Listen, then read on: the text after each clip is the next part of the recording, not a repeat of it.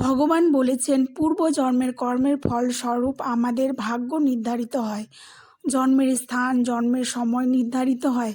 আপনাদের ভাগ্য কতটা কার্যকারী, কোন বারে জন্ম হবে নির্ধারিত হয়। জ্যোতিষশাস্ত্র অনুসারে সপ্তাহের প্রত্যেক দিনের একটি বিশেষ গুরুত্ব আছে। প্রত্যেক বারের কোনো না কোনো গ্রহের অবস্থান বা দেবদেবীর বিশেষ বার বলে পরিলক্ষিত হয়। প্রথমেই বলছি শনিবার। শনিবার যাদের জন্ম তাদের উপর সর্বদাই শনিদেব এবং শনি গ্রহের প্রভাব থাকে।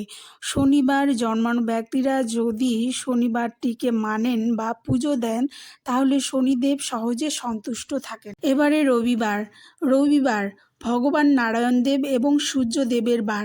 এই বারটিকে গুরুবারও বলা যায়। এই বারে জন্মানো ব্যক্তিরা ভগবান বিষ্ণুর ভক্ত হয়ে থাকেন। সোমবার ভগবান শিব এর জন্মবার। বারে জন্মানো ব্যক্তিরা শিবের মতনই স্বভাবের হয়ে থাকেন।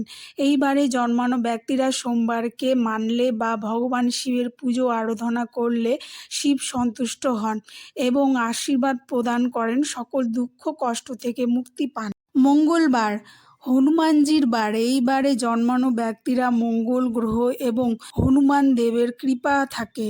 যদি এই বারকে মানে বা বজরংবলীর পুজো করে তবে সকল বাধাবিঘ্ন থেকে মুক্তি ঘটে। বুধবার ভগবান গণেশের বার। জন্মানো ব্যক্তি গণেশ এবং বুধ গ্রহের প্রভাব থাকে। এই বারে যদি নিয়মিত মানে এবং গণেশের আরাধনা করে তাহলে সকল বাধা কেটে যায়। বৃহস্পতিবার লক্ষ্মীবার এবং বৃহস্পতি গুরুর বার। এই বারে জন্মানো ব্যক্তিরা বৃহস্পতিবারকে মানলে বৃহস্পতি গুরু সর্বদাই এদের সাথে থাকে। তাদের নাম যশ খ্যাতি প্রতিপত্তি লাভ করে থাকেন। শুক্রবার মা লক্ষ্মী, অন্নপূর্ণা, দুর্গা, সন্তোষী মায়ের পুজোর দিন। তাই এই বারে জন্মানো ব্যক্তিদের বিভিন্ন দেবদেবীর কৃপা